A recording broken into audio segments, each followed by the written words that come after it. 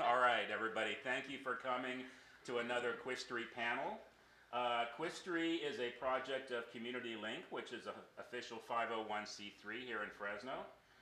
The mission of Qistory is to document, record, and store the history of the LGBTQ community of Fresno and the San Joaquin Valley so that it is preserved for generations to come and may be used as an educational resource. To preserve our history, we record oral histories of those in our community. We collect and archive community photographs and videos, words, and memories to establish a living, breathing archive of the great wealth of the history of our community before, now, and in the future. We firmly believe in the saying that when someone dies, we lose a library, a museum, and a home. So this particular panel is called Finding Community. We're going to talk about who we are personally and how we reached out to our own community to find others like us, to find the LGBT community, how we conquered the prejudices that are out there. So let me introduce our panel tonight. Over here on the left is Richard Perez Stephenson. Valley born and raised, Richard, who recently turned 55, has lived through decades of change and experience. He knows the fear of coming out at the age of 21, from growing up in the small town of Selma and coming from a Catholic background. Now a parent, he hopes to instill family values of respect, kindness, diversity, and love for everyone. Next to him is Della Campbell. Della was born in 1942 in Oregon, growing up on a pig farm where she and her sisters worked as farmhands. Her grandparents were the joy of her life. As a child, she was taught that she had to go to college in case her husband died so she could support herself and the children that she would have. There was never a discussion or any information about being gay or lesbian. She graduated from college with a degree in elementary education and married and adopted 2 children. After moving to Fresno in 1976, sorry Della, she worked as a teacher until retiring at the age of 62. In 1987, she came out and divorced her husband. She was the only out lesbian in her church community, where she worked to help the congregation become reconciling. She's been with her current wife for 5 years and is happier than she's ever been. Next to her is Kay Taus.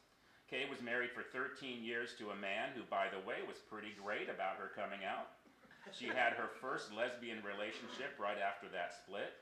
She has 1 son and another with her present wife.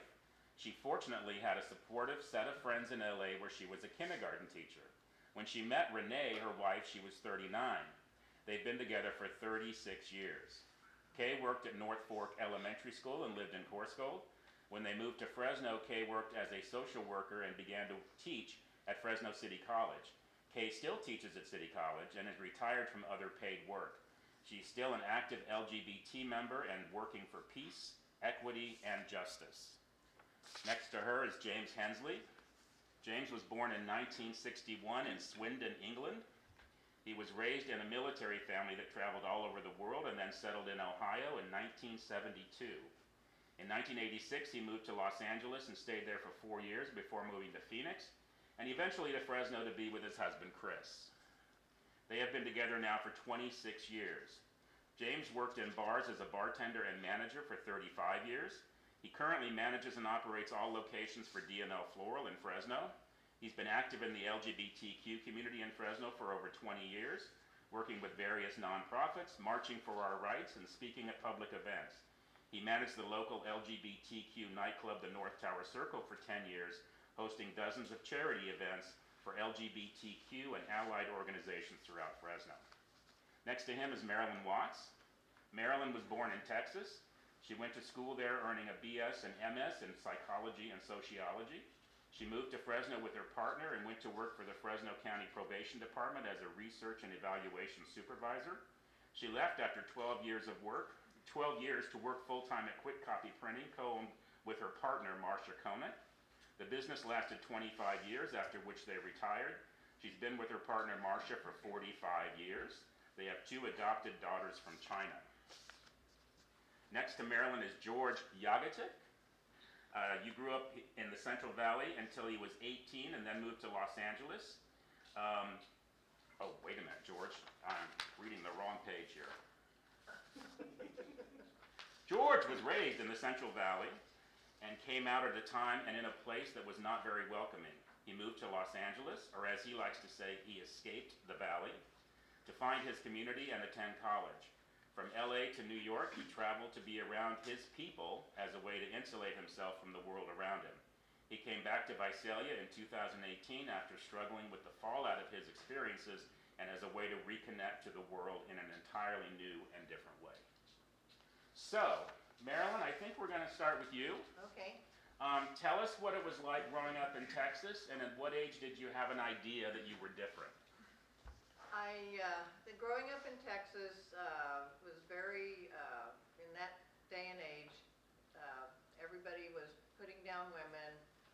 There was gay jokes, faggot jokes, all of that. It was very stilting. And I think in high school I started realizing that I had nurturing feelings toward women, as well as, but I kept trying to date men and do all of that. In college, same thing. I dated men. I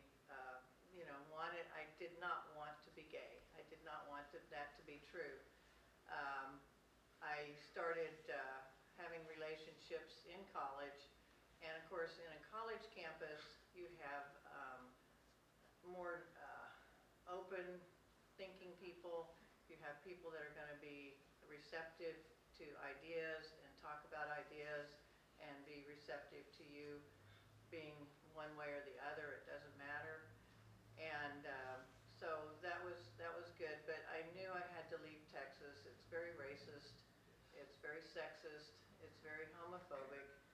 And all of those things are loud. They're very in your face. When I came to California, I discovered it's still racist, it's still homophobic, it's still sexist. It's just that they're better mannered and quieter about it. Okay. So when you were having difficulty with discovering who you were, was that based on your family, on religion, on just the times in general? I think more of the times in general. I didn't really have an idea whether my family would be okay with it or not, but my mother wasn't. It's just you don't have role models for that. You don't have anybody that looks like that does that. So you don't want to be like that. So. And when you came to Fresno, did you reach out did you find a community in Fresno right away? Did it take time? It didn't take very long. The thing about gay rights is that it's also women's rights, it's religious freedom, it's all the different rights. So we reached out. My partner was Katie at the time. We went to a National Organization for Women meeting, and that's a women's rights group that fights for equality, fights for the ERA, those kinds of things, and found a group that was welcoming, open, okay, everything like that, and there was no Stonewall, there was no gay group, but there was the women's rights group. Now, historically, within the women's groups in the late 60s, 70s, there was conflict about acknowledging lesbians. There was a lot of, like a wall between the women's movement and acknowledging that you're a lesbian and being pro-choice as being a gay person. Did you come across that? Not at the Fresno Now Center, really. Were there a lot of lesbians there? There was a lot of lesbians, including Marcia. Is that where you met Marcia? Yes, it is. Okay. Yes, yeah. So and then you look for community. I looked for community. Then we would go to the bars. Once you found a few people, then you go to the bars and you meet more people, and that's where we. I don't remember exactly where we met Teresa, but Teresa's family also. So yeah. And there were no real gay groups back then, right? There were groups that not fighting for gay rights. Right. And what year was this? 78. Okay. 70, I came to California in 75 and got with Marcia in 77, 78, 78. So tell us about that, about meeting Marcia.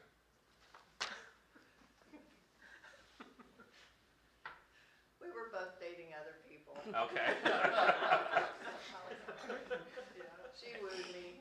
And you met at a NOW meeting? At an We met at a NOW meeting, Okay. and she was with this other woman, and I didn't really care for her because she was, you know. Didn't care for Marcia or didn't No. care for the other woman? No, I didn't Okay. care for her. And how long did it take for you to? Not long. Not long? Okay. What, an hour, a week, or? No, like I said, we were dating other people. Okay. But, yeah, And you two have been a force in the community ever since. yeah. What did you ever? I mean, were you totally comfortable with being activists in the community, or No, not Okay. at all. It's hard to put yourself out there back then. Yeah. That was a long time ago. The 70s. That's a long time ago, you know. And no, I mean, it was kind of a time period when it was more like Clinton, don't ask, don't tell. Right. I never faked it and pretended to still date men once I knew what I was. Once you crossed the line, you So, were there, right? I was authentic, but I was also, you learn not to ask a lot of questions of other people because then they'll ask questions of you. So you just kind of, more superficial relationships Right. with people that you don't know how they're going to react. Right. Does So, that Richard, sound right? Yes. Richard, let's talk to you for a minute. You're from Selma. Was there any LGBTQ presence in Selma? Nothing at all. So what did you find to connect? Well, how old were you? You left Selma when you were 18? About 21. 21? Okay. Were you out by that time, at least, or in your head out, or? Somewhat. I really came out like to my mother and told her when I was 21. Okay. And how did that go? It was very interesting. It was scary. Were you in Selma at that time, or in Fresno? Okay, you were in And Selma. still living at home, so of course there was that fear. Oh God, I'm gonna get thrown out. Where am I gonna go? And luckily, you know, my mom's amazing, and she just sat there very calmly. She's like, okay, let me digest this. She said, oh, you are still my son. I still love you. This is still your home, and will always be. Just give me some time. Okay. So, you know, I think a lot of it was, you know, especially with in Hispanic households and stuff, it's like, you're a man, you're going to get married, I'm going to get grandchildren out of you and everything and stuff. So I think in a way some of those visions were shattered, but she's always been supportive and always behind me. And what drove you at 21 to still living at home, to admit this to your mother? Because her and I were very close. My father passed away years ago and everything, so it was kind of like only us. And I knew I was her favorite. And I felt... I didn't Richard, feel- bring the mic up a little bit closer to you. And I felt like I was lying to her. Okay. And I didn't like that. I didn't like that feeling of hiding myself, lying to her and everything. And at that point, you know, turning 21, I was going out to the clubs. I was out, you know, until getting home until like 4 o'clock in the morning and everything. And she was, of course, worried. You know, it's like, where are you? What are you doing? And everything. I'm like, nothing. So what were these? The clubs were not in Selma. No. You know, you came to Fresno for I the came to clubs. Fresno, Okay. the original Express and everything. And so you had gay friends. Yeah. A friend of mine, in a way, pushed me out of the closet. He like took me to, back then there was this like underground thing called Club Zero, and so it was like a good mix of, you know, straights and gays and everything and stuff. So Tell me about that. What was that? Was that a club or was that something else? yeah, it was. There was a DJ that put it together and his friends and everything, and I guess my friend had heard about it. He grew up in a small town too in Fowler, and so we went there, and it was just like, wow, this is really cool. It was. They had it like at different venues, so it was never at the same place and everything. It was just like people just found out, and like, hey, this is where the party is, the club, the dancing and everything and stuff. So that was like my first introduction to like club life. And then from there, my friend turned 21 and he was already gay, so he's like, well, let's go here. And I'm like, okay. To the Express, you mean? To the Express, Yeah. yeah. So, and it was like kind of pretty mind-blowing, for me, and just like, gosh, I'm not alone. And you were brought up Catholic too, right? Yes. How did that play into everything? That, of course, kind of like, instilled with, it's a sin, you're going to go to hell and everything and stuff. So there was a lot of internal, conflict going on with myself as well. So it's like, you feel like you're wrong and you're not doing the right thing and everything and stuff, but yet you feel like your authentic self, and it feels good, to in a way be free, but yet you're still hiding. So. And were you able to find other people in the community outside of the bars, or was the bar pretty much Yeah, I mean, from there it stemmed to, meeting people there and then being social with them outside of the bar and everything, and just kind of just growing and evolving from there. So did you ever have incidents, because those of us who went to the bars back then, there was occasionally some violence, somebody throwing a rock at you as you're going into the bar, or bottles. Did you ever experience any of that? Oh yeah, definitely. Back then the entryway was along Abbey there and stuff, so there was the line there, so cars would be passing by, beer bottles getting thrown out at you, getting called faggot and everything and stuff. So Yeah, I remember that too. yeah. So how did you meet? You're married now, and you have kids. Yes. How did you Didn't see meet? that coming. You didn't expect Didn't that? see the kids coming. No. How did you meet your husband? We met at a Christmas party. We were both actually seeing other people at the time. And That's a theme. With you people. And it was one of those odd things where it was like we kind of like always knew who each other was, but we actually both thought that we didn't like the other person and stuff, so we didn't bother to introduce ourselves or anything. Was this a gay theme party, or like it was? Yeah, Okay. yeah. It was part of the men's mixer. Okay. And Tom Purcell was putting them all together and everything. And so he just finally just started talking to me. He's like, hey, we don't really know each other. My name is Travis, and it's like, let's talk, let's hang out or whatever and stuff. At that time, he was seeing somebody who was about my age. There's about a good 18-year difference between us.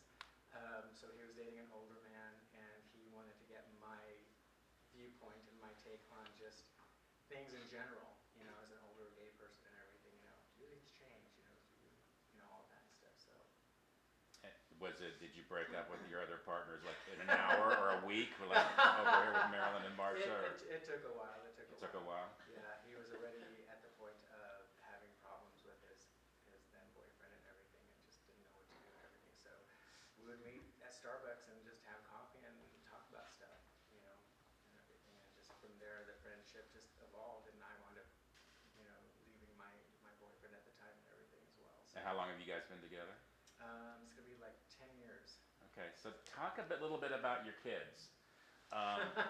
Do your kids have issues at school or whatever because they have two gay dads? Not yet. But we think that there's things that just aren't spoken because they're at a private Catholic school as well. Oh. So, So you threw them right back into that. oh yeah. So, but I'm hoping that, between what the school teaches them and what we're going to teach them, they'll just have a better outlook on everything. And it's weird because it seems like there's still like the fear of talking to us when we go to functions and everything, and other parents are there and stuff. So, yeah, it's kind of being educational for all of us. Cool. All right, Kay, let's talk to you for a minute. You were born in San Diego, Yeah, and you went to school in LA and New York. yeah. What did you see as the differences in meeting people in the community between the two coasts? Well, in San Diego I had long blonde hair, surfing, all that stuff. And New York was not like that. So, I was immediately identified as a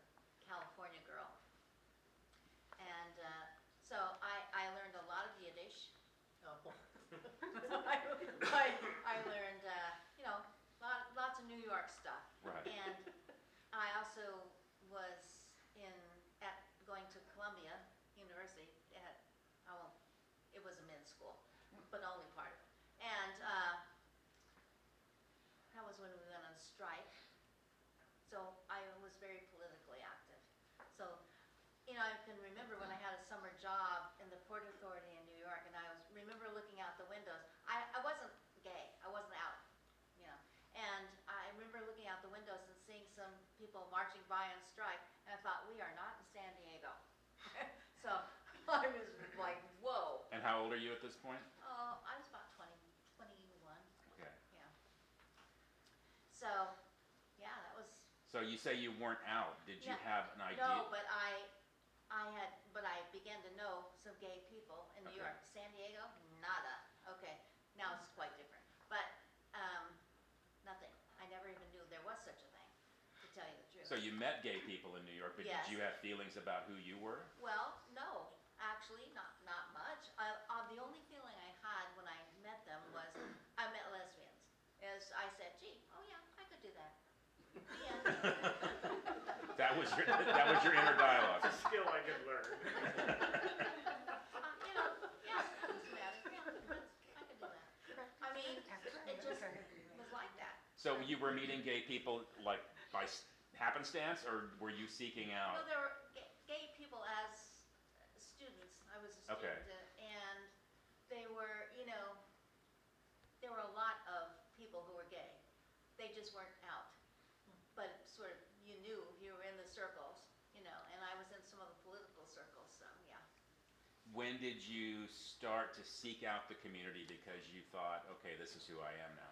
Well, not till much later, actually, probably 15 years later, when I moved back to I got married in New York, and we moved back to Los Angeles because I was finishing school at UCLA, and I, sort of began to work and do some things, and I was married, and we had a son, and somewhere along the line, I began to take a different thing, I think, than anybody else has ever had. But anyway, I took him to this community daycare center, and I became good friends with a lot of people in that, and there were lesbian teachers, there were lesbian everything in that group, and gay men who were teachers, etc. And so I was like, whoa, and eventually, I actually directed that daycare center, and eventually, I broke up. That ostensibly wasn't the reason, I'm going to go off and have a relationship with a woman. That wasn't the reason. I just, Broke up, divorced your husband. Yeah. Okay. And so my son, even by this point, had grown up with this kind of like,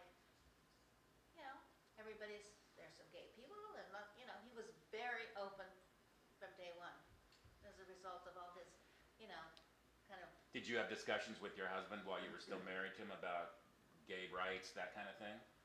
Yeah. He sort of had politically the same stance I did. He didn't have it about me, but he had he had it about everything. So, but that was really a good thing, because that made it impossible for him to be furious, Right. because he politically Oh couldn't go there. yeah. Great. Okay, so, we co-parented my son, and then eventually, I had a couple relationships, but I did meet Renee as my partner for a long time. And How long have you and Renee been together? 36 years? Okay. And we met her because of my son, actually. I mean, I didn't meet her because of him, but we were friends, and I met her through some other ways, and I went to an over 40s group. I just turned 40, actually.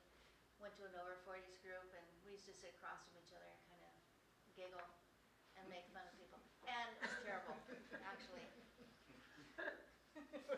But we eventually, my son said, "Are you and Renee having a thing?"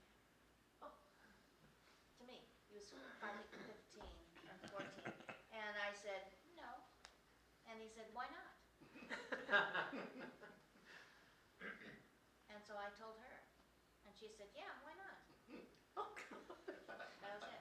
So you just went along with it. Yeah, yeah. So it sounds like the way you Yeah. met people in the community was just kind of through other things in your life. Yeah. Yeah, you I were. happened to be in places where it was very supportive, and I went to a women's chorus in Los Angeles, 5,000 bazillion million lesbians, and but Were it was Marilyn and everybody. Marsha there, or? No, they weren't there. They were at other things, I think, but similar. Okay. And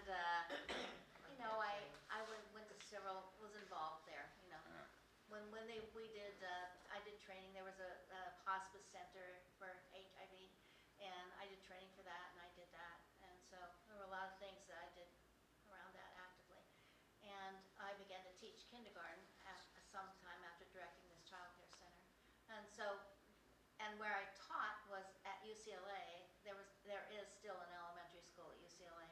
And when we decided to move to leave LA, just not because of anything except it was too crowded. Just too crowded, too much. Mm-hmm. You're going to go to the store. I remember take 20 minutes just to get in the door at Trader Joe's. I thought, oh no, this can't handle this. So I left really a good job, and she left a good job, and we thought we had the sort of the best of Los Angeles, really. But when you and Renee first got together, were you aware of things that could happen negatively to you in public as a gay couple, as a lesbian couple? I guess, yes, I was always aware of it because of other people, but nothing ever happened to me. Okay. And my parents had both died at that point, and my mother died actually right when we got together, and she would ask me, how's Roger? That's my ex-husband. And I would say, I don't live with him anymore. And she'd say, well, how's Roger? So anyway, that was like that.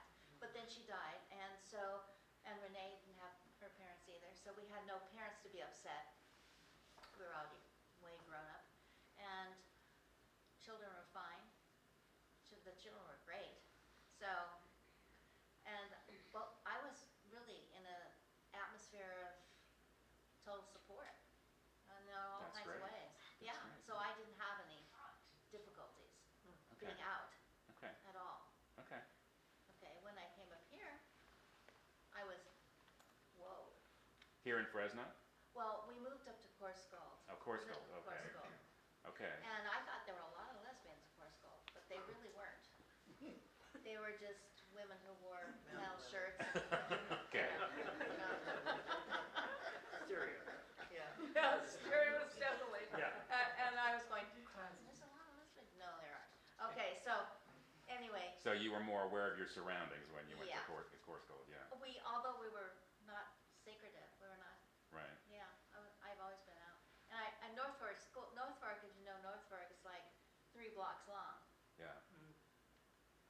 So, combination of old geezers and sort of hippie types and Native Americans.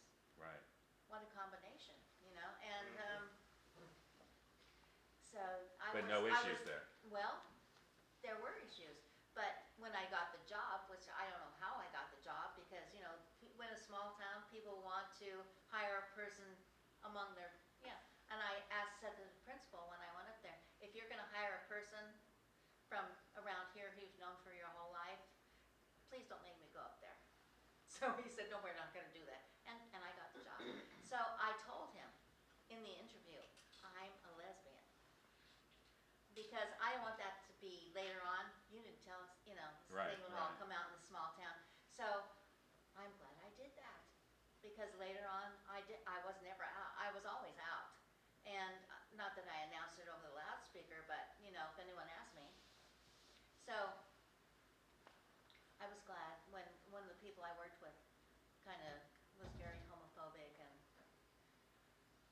started sort of passing, small town stuff. And they defended me. The school defended me. Good. Amazing. That's part of how we make a difference, by being out, so you never know. Yeah. George, You grew up in the Central Valley till you were 18, and then you moved to LA. Did you know about yourself before you moved? Oh, absolutely. I was very young when I noticed that something was different, and it was very young that I knew my attraction was toward men. And so I came out when I was in high school. I came out when I was 15 as a sophomore here in the Central Valley. I grew up in Visalia, and it was a very difficult, very challenging thing to do. And strangely enough, there was a number of people who were also gay and lesbian in the area, which was a little surprising at the time, because on the one hand, I was getting a tremendous amount of backlash, both from my parents and from the community and from all kinds of places where we get backlashed when you come out. But yet there was still a core element of gay people that you could find if you knew where to go. And unlike today, where we have gay bars or accessibility to places, we didn't necessarily have that. And so places that you would find gay people were things like parking lots or parks. And when you say you came out at 15, do you mean to yourself, or did you publicly came out, or to your family, or what was that process like? It was completely Completely out out. to everybody. It was my family. It was at school, and yeah, I went through a real process of fighting to be myself, which was interesting in looking back at that, because it was unfortunately, unlike most of the world, I had to be very aggressive and to fight to be who I was, and that really held on, that anger and resentment held on to, I held on to that for a lot of my life, and really had to work through that to really understand how debilitating that was later on in my life. So when you say you were able to find people, I think those of us of a certain age kind of understand what that means, because there was no bar to go to, there were no gay clubs. How did you find other people in the community? Like I said, there were places that people knew, like a parking lot that people would cruise.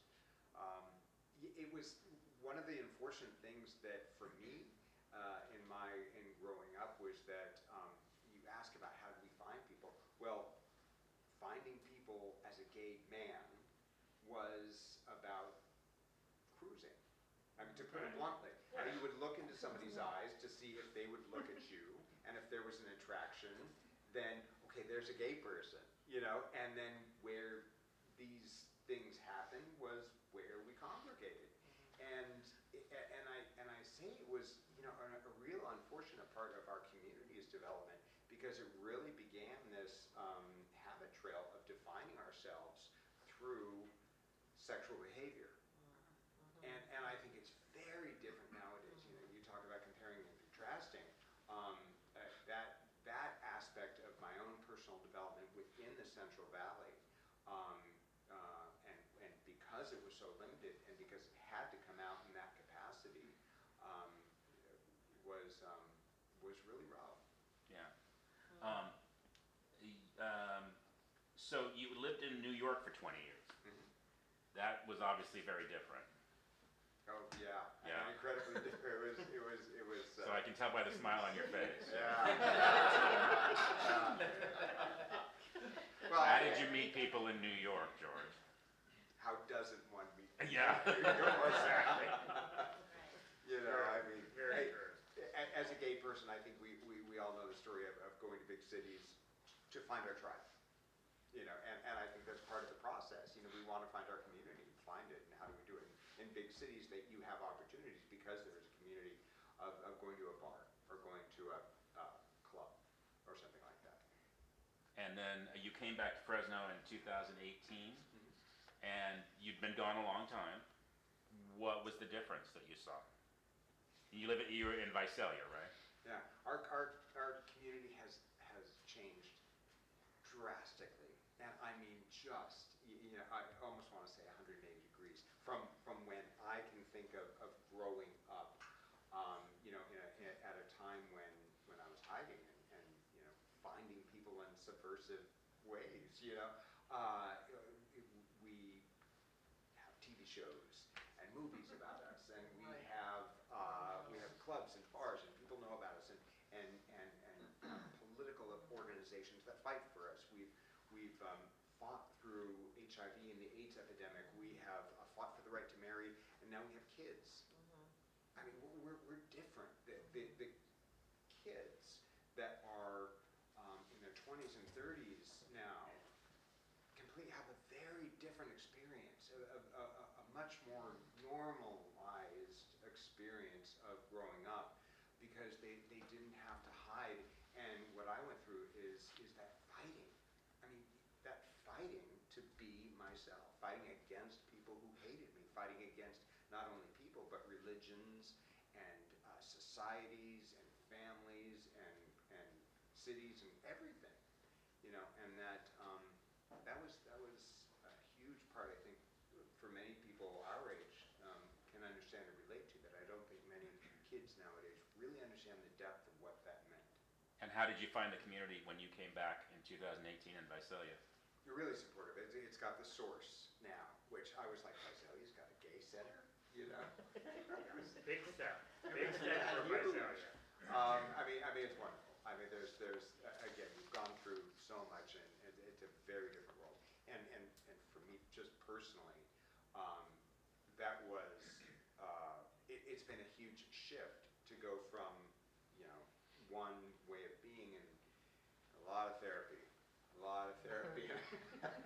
and a lot of change in understanding, you know, who I was and what the world is today, and, you know, how things are different. And thank God for all the support that we have in so many different ways.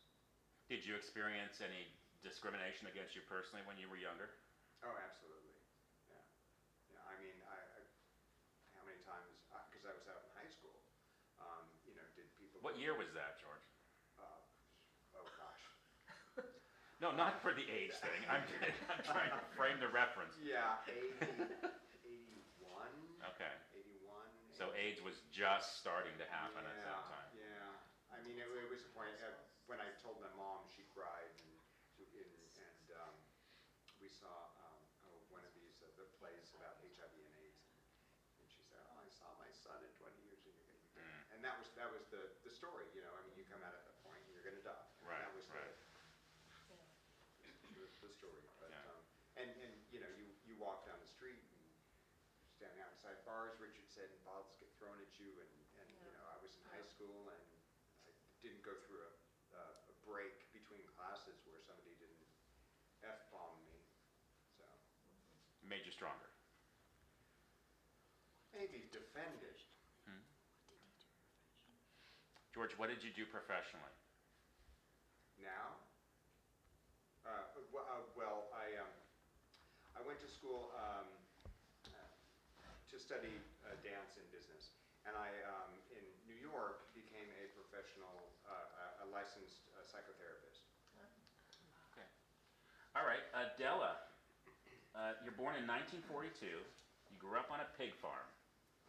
Did you know about your sexuality at an early age, and how did you play that out in your head in those days? I did not know there was such a thing. I look back and I think I was so innocent. Can you move your microphone a little closer? Oh, I'm sorry. That's okay. But I was really very overprotected. There were very stringent rules I was raised by, and I don't think I really figured it out until I came out myself. Which was when? That was in '87. Okay. So you came out later in I was life. 45 then. Yeah. And you were married also, right? I was. For Okay. 20-some years. And you had children. You have Yes. children. 2 adopted Uh-huh. children. And during the marriage, did you have any clue? No, I really didn't. It's like I went to a reconciling national meeting, the first one of the Methodist Church, and I began to think, I think I am one of those. And I mean, I was 45 years old. I look back on that and I think such innocence, and I don't know really why, except I was very overprotected. Yeah, it's interesting that from my experience and from talking to to people, men tend to come out at a much younger age than women do. And do you think that that's because women are programmed to get married and have kids and they just automatically go into that I mode? know I was. Yeah. I mean, the very, for me, I think living on a farm, I was quite isolated except for school. And so I believed the fairy tales, and I really felt like I would marry and have children. And it wasn't the married part that even mattered to me, because I loved children since I was a little girl. And So, I wanted to have children. Born in 42, obviously a very different world back then. Even though you didn't realize you were gay until many, many years later, were you aware of the gay community or the Not lesbian? really. You weren't. And yet I was, it's interesting to me now how blind I was, because I had a sister who was bisexual. Really? And it's like, lived in San Francisco, mind you, of course, but not aware, and she to this day, at this point, is less admitting of her sexuality than I am. I mean, it's just really interesting. There's been a whole reversal. So she never had a coming out or anything where she came No, out as a not bisexual? No? So, I don't know. Okay. So in 1976 you moved to Fresno with your husband and 2 children. What led to the breakup with your husband? Was it? That was to do with the fact that I realized that I was a lesbian. Okay. And I came home and actually told him. You told him. We had a really honest relationship, about where we were, and so I was very honest with him. Was he taken aback or did he go, yeah, I know? He was, because of his political viewpoints, We chose good. he really was okay with it, except not happy, of course. Right. And my son said, I still love you. And he was, I have to think how old, but, maybe 6th grade or something, and my daughter was 4th or 5th. And my daughter just it really threw her into a tailspin. Okay. So how did you meet your current partner? My current partner, I Tell me. went to a reconciling meeting at Wesley, which was my habit, and she smiled at me, and I was smitten forever. Okay, were you seeing other people at the time? I guess I'm not. I have to ask the question. I was not. In fact, 10 years after my other partner died, or 5 years, I don't remember now anymore, I really didn't. I was kind of like, for the first time, without a partner, because I've been married all those years, 20-some years, and I've been with my partner 20-some years, and so I kind of tried it on my own for a while. So you were married for 20 years and then you met a woman Yes. and you were with her for 20 years. And where did you meet her? Because I jumped ahead to Tony, but Would you believe it, Wesley? at Wesley again. So Wesley was your spot for connecting to the community. Were you connecting to the community in other places, or did you just feel safe at Wesley? I didn't really understand what we were here for tonight originally, and one of the things I thought of immediately was the Ku Klux Klan and Real Pride Parade. Uh-huh. And I thought of the community, like when I went to the first Real Pride. What did you in feel when Fresno you went? State in Did a you go to the? classroom, Did you go to the first Pride Parade in '91? Yes. And what did you think? Had you seen anything like that before in No, Fresno? and I loved it. I mean, I've only skipped it when I was in China, and one other time I was ill. Otherwise, I've always been there, Did you know that community was there before you went to Pride? No. Yeah, I hear that a lot from people. Yeah. And the same with Film Festival, I felt the same way. It Yeah. was just like, we're all here, and it was so gratifying. So what do you see now in Fresno when people must, come to you and ask you for advice, younger people. What do you see and what do you tell them? I really talk about how good it is now, because it really is. But I think they struggle as we did. I really do. Yeah, I talk to a lot of young people. It seems strange because those of us who are a little older, we know a time where prejudice and bigotry was everywhere. Yes. I've had younger people ask to interview me for a school paper or something, and they say, how many people were out in your school? And I'm like, nobody was out Nobody. in my school. You Yeah. didn't even Even talk in about college, it. I knew no one. you Yeah. know? So we think that since that's the way it was then, and we know how it is now, that it must be so easy, but it's not necessarily But easy. that's what he went through, Right, you know? right. It's just not. It's not easy for people. Yeah. James, Yes. so you grew up in a Get ready. military family. Yeah. When did you first realize you were different, and what were your thoughts about your family finding out? I knew I was different from as early as 5 Oh, wow. because I would see young boys walking around together, hanging out, and my mind would go to what are they doing? Where are they going off to be by themselves? And I never thought of girls or women the way I would hear men talk about them, my brothers talk about them. I would be like, okay, whatever. And I just knew. And growing up, of course, the fear with my father finding out, that I was different was huge. But after my parents divorced, I tended to relax a little bit and become a little more exploratory, you might say.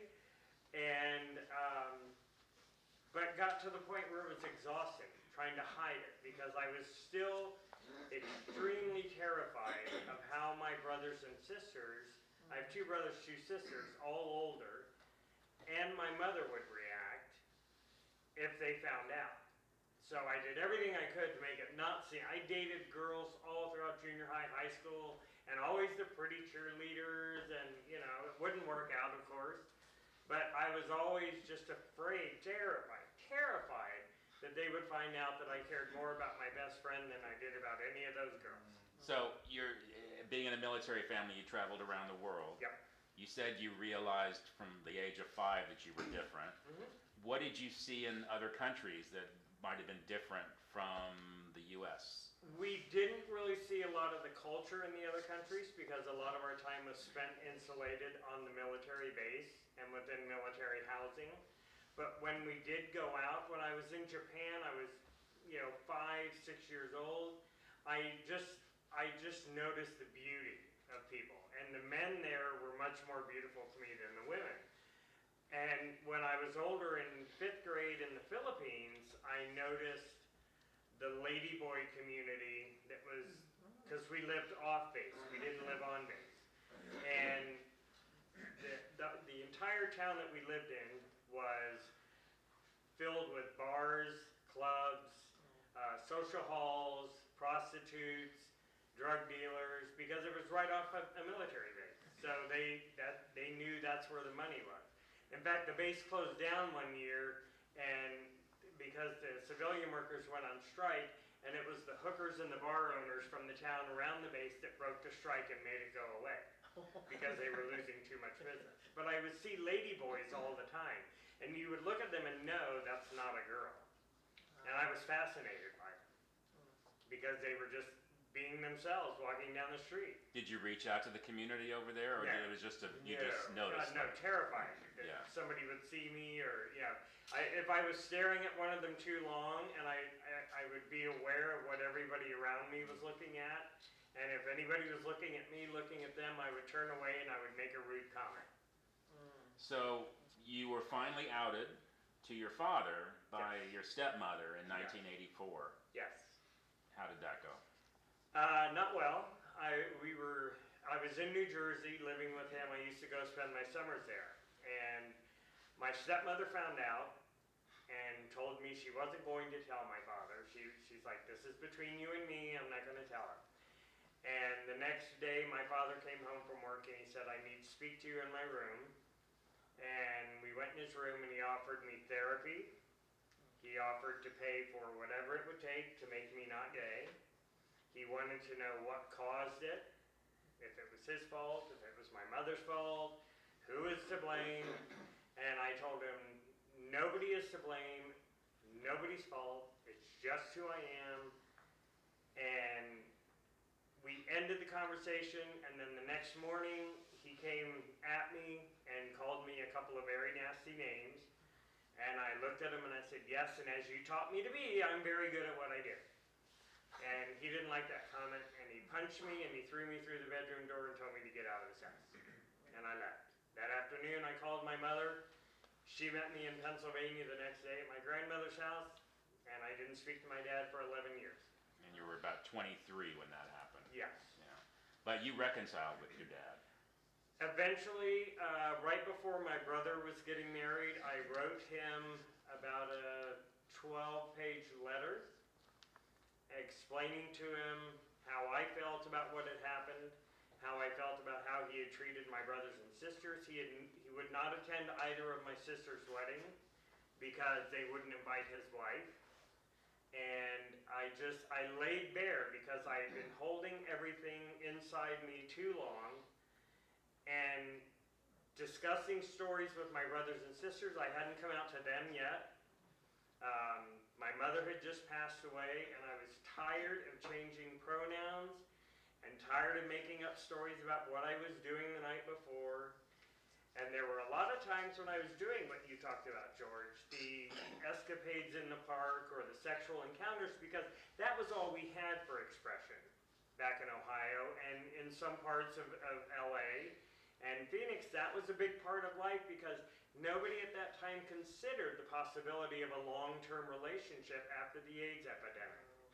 We all thought, we're going to go.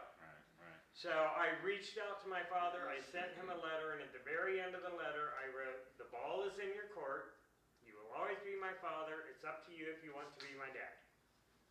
And about 3 months later, I was laying in bed with my partner at the time, and the phone rang, and David answered, and he's like, hold on. And he goes, it's your dad. And obviously you could tell that we were right there next to each other, and I'm like, I'm laying here in bed naked with you, and you're handing me the phone saying it's my dad. But we ended up starting a conversation, and we ended up building a relationship that earned both of us the respect that we both were looking for from each other, because I respected him for doing the research, educating himself, and coming around to the point where before he passed away, every time we talked, he would talk more about Chris than he would about me. Because he was so appreciative of the relationship that we had and that somebody was loving his baby boy and giving him a good life. And that was important to him at the end, and he came around, so I appreciated that. So, as everyone on this panel has talked about, we met people in the bars. I was single when I met you. I was not dating anybody else. You were with a bunch of people I when was I met with a you. bunch of friends. I was not with anybody else. I was not in a relationship. I was single too. You were dating somebody that weekend, and you Oh, had to that's choose right, that I was. afternoon. Thank you very much. I broke up with him. This all happened at the Folsom Street Fair. We won't go into that. This is another panel. It's Sorry. another panel. So, we've all used the bars throughout our lives to meet people. You were obviously in the bars for 35 years. You and I ran the circle for many, many years. You had a story about the danger when you went to a bar in Ohio. Talk about that quickly. When I first came out, started going to bars, I met people in the theater department at the university.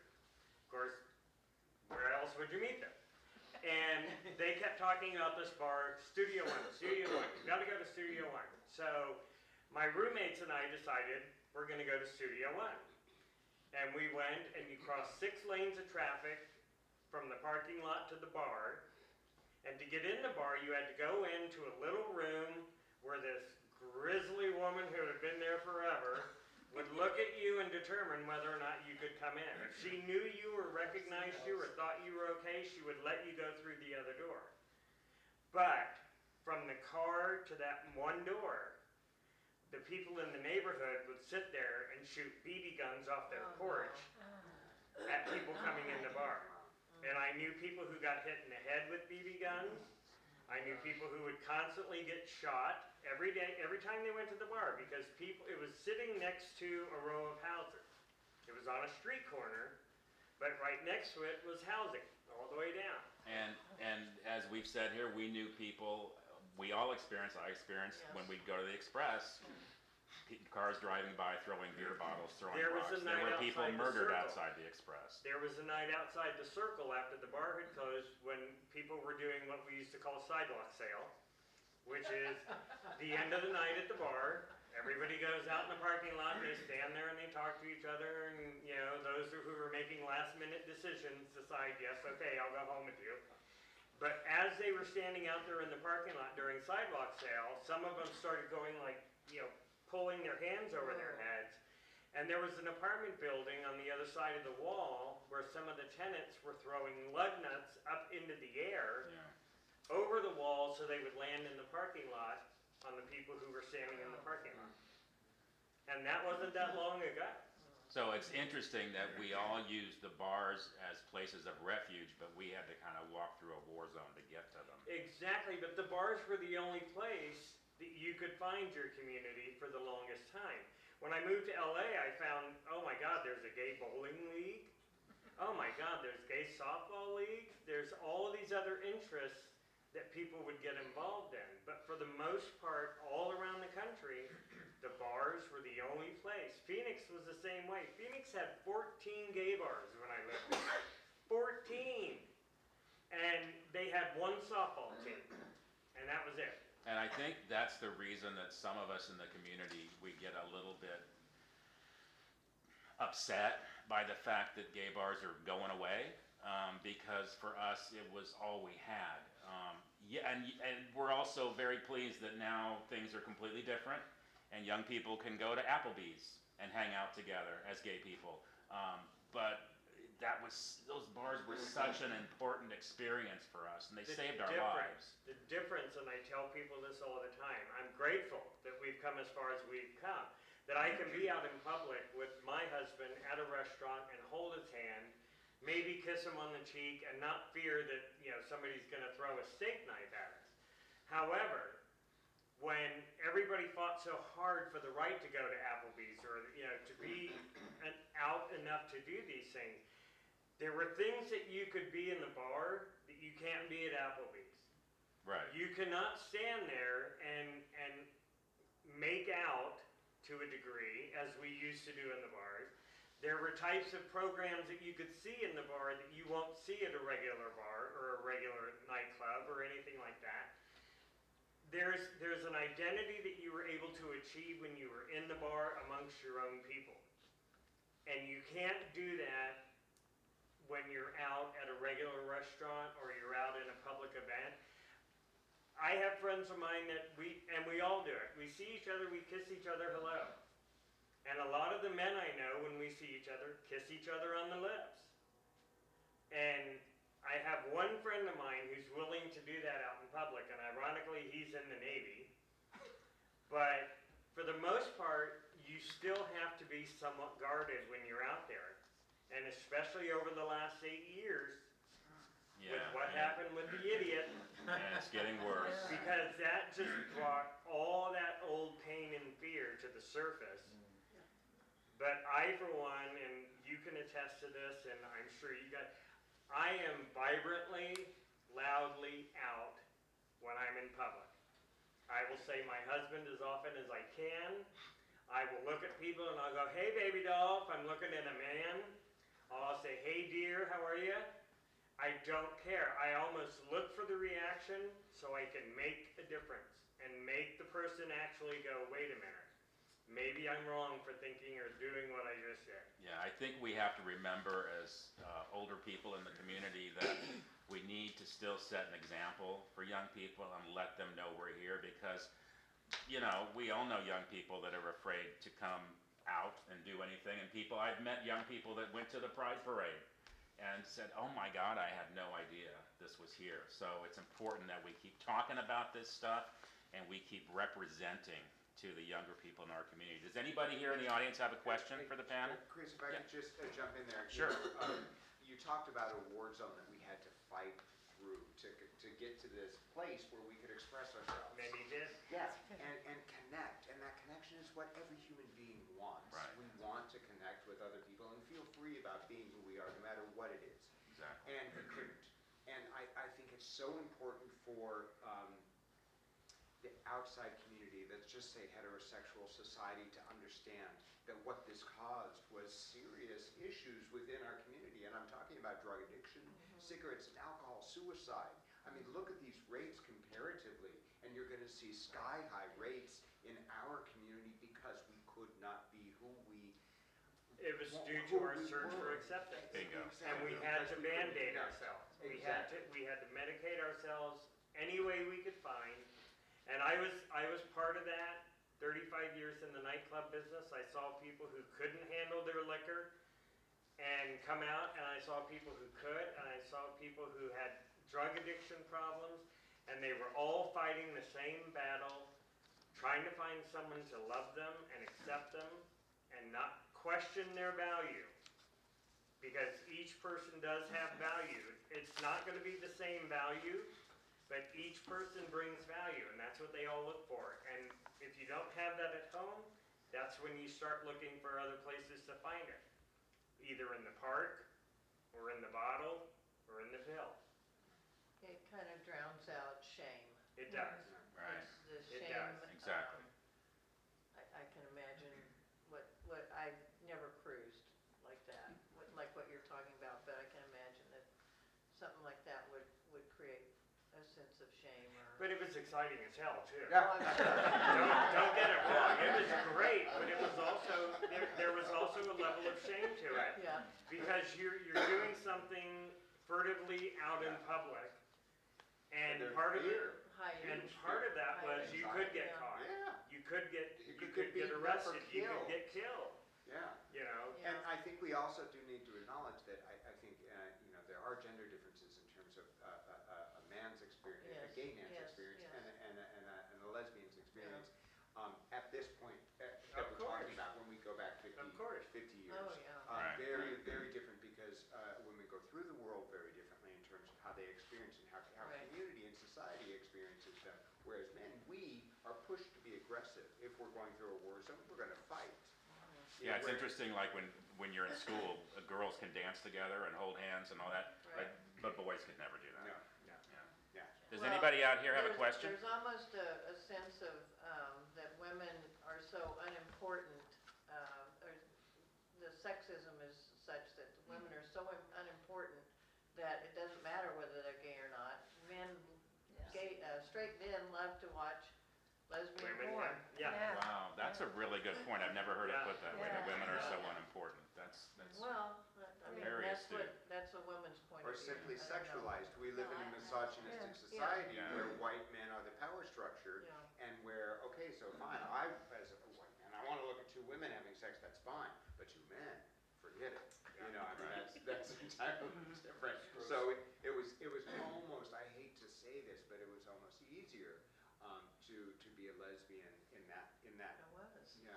I think that's certainly how gay men think. I don't want to speak I for think that's how lesbians. gay but- men think. I think it is. Yeah. Yeah. Interestingly Tricia has a enough, question. my mother was talking about sexuality at one point, and I did not come out to her before she died, but she was talking about some friends I had that she knew were gay, and she said, I can understand what men do with men. She goes, I can see it because it's there. And I'm like, yeah. And she goes, but I just don't understand What women do. sex between two women. She says, how, and I'm, at this point, I'm thinking, okay, do I need to find some lesbian friends to explain this to my mother? Or is But she that's she's just misogyny asking to a in degree generic? there. Yeah. Even But women think, again, why would two women, yeah. yeah, she couldn't understand it. She couldn't visualize it or think of what women would do, you know. All right, did we have a question? Teresa. I have a question. Okay. For Richard, and this is not judgmental at all, but why did you choose parochial school for your children? That's a good question. Because my husband isn't very religious, but he respects my upbringing, and it was something, at least like the basics for my kids, of something.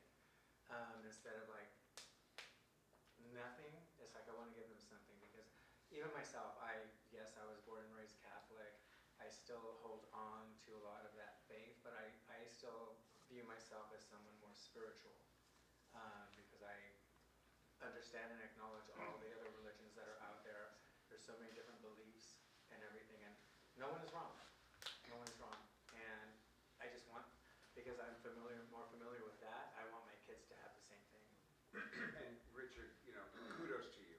I'm so happy to hear that you did that. I mean, honestly, my heart goes out to you. And I'm actually a little jealous because for me, it was something that I was not able to have. I felt growing up, I was pushed out of religion. And so understanding that and looking back on that, I feel that's like another major hurdle that many people in the gay community have to really overcome in ways that are tremendously difficult. And for you as a gay man with children to know that, I mean, good for you for doing that. And as Della mentioned, there are many welcoming churches in Fresno. So if you're out there listening to this and you want to find a church that is welcoming, they're out there. So, anybody else? Yeah, I have a question or comment to George. You mentioned something about early on, when you were much younger, that the identity of being gay was all about sex, the sex. How do you see that as being changed now with the generation these days? Do you think it's still all about, the identity is about just the sex, or do you think there's other identifying factors that younger gay people are seeing? I don't think we shut one door, open another. Our culture develops, and that part of our culture is part of what we see in our everyday culture nowadays. You look at posters for things, you'll see shirtless men or sexy things, or so much of a lot of our advertising. You look at gay magazines, you'll see very sexualized. I think if you take a snapshot of various things within our culture, you'll see a higher percentage of sexualized images as opposed to not. And so I think it's a slow change, and I think people who are growing up in their 20s and 30s nowadays, they have more options, but that carryover of that identity of who we are by who we have sex with is really, we need to rethink that. We need to come around and say, okay, understand, yes, I'm gay, but our community is bigger. And I think it's a real exciting, for me, it's a real exciting kind of way forward thinking idea or perspective in terms of how can we grow and change and not be so myopic in how we identify ourselves. But do you not think that comes with maturity and experience? Because a lot of us, when we do first come out, when we do first experience the sense of community, sexuality plays such a strong part. And like I said, for some of us when we were growing up, I could never have imagined when I was in my teen years thinking about it, or when I came out in my 20s, or think about having a lasting long-term relationship with a man, because that was unheard of at that time. That's part of it. We were not allowed to think about marriage, about kids, about any of that. And now, due to our experience and what we learned from the generation before us. I'm sorry, I didn't mean to almost hit you. But what they've learned behind us is that relationships are viable, they are possible. Sexuality is not all you are. There are so many other aspects to you, whether it be religious, whether it be sports, whether it be music, whether it be education, whether it be arts, science, whatever. We know now, we're teaching the younger generations that it's not all about the sex. And they're coming along with that, but we also have to maintain that sex is a vital, important part of any relationship and development of the human body. And people will change. They will go through life experiences where they don't want to have anything to do with somebody else physically.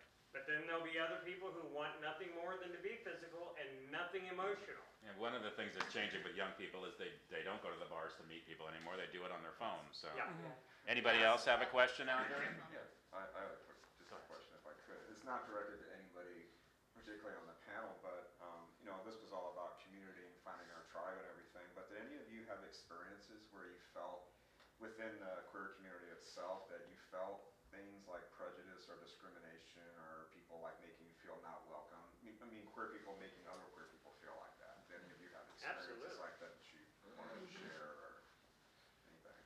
Well, I haven't had anything like that directed against me, but I'm white, you know? And, I think there certainly are all the same ills in the gay community that there are, period, in the world, and there are lots of them. And, you know, that's kind of, I teach a class at City College in early childhood. And so we're talking about how to raise, as culture and diversity, how to raise these issues with children. And it's interesting because one of the people, and I'm out, you know, one of the people in the class said that she had an experience with gay people being more racist than other people. And I thought, well, that's really interesting because I don't hang out with those people. But but I thought that's her experience as quite a younger person. And so I think, you know, it is what it is everywhere. So also the one thing I notice is with younger people, they're just younger people in general are just more about sexuality. Period. Gay, straight, whatever they are. And they're much more interested in that, you know, instant Physical yeah, contact. thing. Yeah. Right? Much Yeah, more. we all remember that, I right? think that we all are at that age. I think that's just, yeah. I think that's the That age. just has to do with age and maturity, Right. where you are Exactly. developmentally. But it's interesting, I think we think that as queer people, we're elevated intellectually, and in some ways we are, but we still have racists among us, we still have Yes. misogynists among us, Definitely. all those things. So that is alive and well in our community as And I well. think To your ageism is point, a big I- issue in our Ageism is community. Very right. big. Working Very in the big clubs, issue. I did see a lot of, something that I always considered myself to be a racist thing was if I would be talking to somebody at a club and some guy would come up and start talking to them, and then they'd walk away, and I'd talk to the person I knew and go, well, he seemed really nice, and he'd go, not my type. And I'm like, what are you talking about? He goes, I only date black men. I only date Hispanic men. Oh, I only date yes. Asian men. Yeah, To me, that was one of the most ridiculous things I could ever hear. Because I would look at them and say, you're throwing away the opportunity to meet somebody who may be the most important, fabulous person in your entire life, and you're dismissing them simply based on the color of their skin. Richard, have you experienced that? Well, no, but I was gonna bring that up, yeah, there's like the type, you know, all of that and everything. Yeah.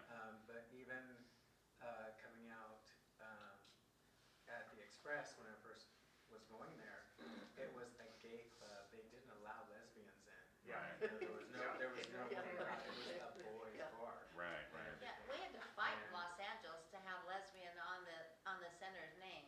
It was a gay, Right. so we had lesbian and gay Yeah. center. Big fight. Yeah. Yeah, unheard of from the Midwest to have the separation between the gay and the lesbian community. The bars that I started out in, it was so mixed, and it was everybody and anybody. And when I first moved to Los Angeles, and people were like, I'd go, well, let's go up the street here. What's this bar up here called the Palm up here? And they're like, no, lesbian. I'm like, what are you talking about? And they go, that's all women. They won't let us in there. Well, and I then there mean- were bars that wouldn't let women in, you know, in West If you had Hollywood. open-toed shoes, you couldn't go into bars in San Francisco. And at that time, it was only women wearing open-toed shoes. Yeah. Things have changed. You know, I came out in the women's movement here in the Valley, and we really actually had to struggle to get into the gay bar. Yeah. We were really frowned upon. The owners were women, and they specifically said, we don't like women in here because they cause trouble. So it took a long, Well, I long come back time now, 'cause you guys for get us it. to liberate the bars in the city. Yeah. And it was interesting too, because what I've heard is from the bar owners, a lot of times is that the gay men will buy more liquor. Of True. course. The gay Yeah. men are, you know, and then And that goes tip Qistory better, out right? there. Yeah. And tip How better. much They profit did, would but- be taking Because you out. had more But money. the women also, That's there was right. a lot of fighting amongst, you know, when women, like in your situation, you're dating other people, but then when you guys, no, listen, I'm using you as an example. But when you go out to the bar, your friends are in different groups, you know, all of Marcia's friends are here. All of Marilyn's friends are here. Oh, no. When, if Marilyn and Marcia break up, then they break into groups, and I have never had to call cops on guys when I managed bars. The 4 times that I had to call police, it was all on women. Oh, Well, my. you know, let's I be did not honest. know that. Misogyny is rife in this Yeah. country. Oh my And God. that's the basis of Yes. all of this. That's what I mean. Just Yeah. because we're gay people doesn't mean Yeah. we're above it. Absolutely And not. women have always been mistreated, and you know that's at the heart of everything. It just carried over, and it became about open-toed shoes. I mean, They were much cuter open-toed shoes Yeah, back then yeah. too. Anybody else? Well, listen, this was a great panel. I'd love to.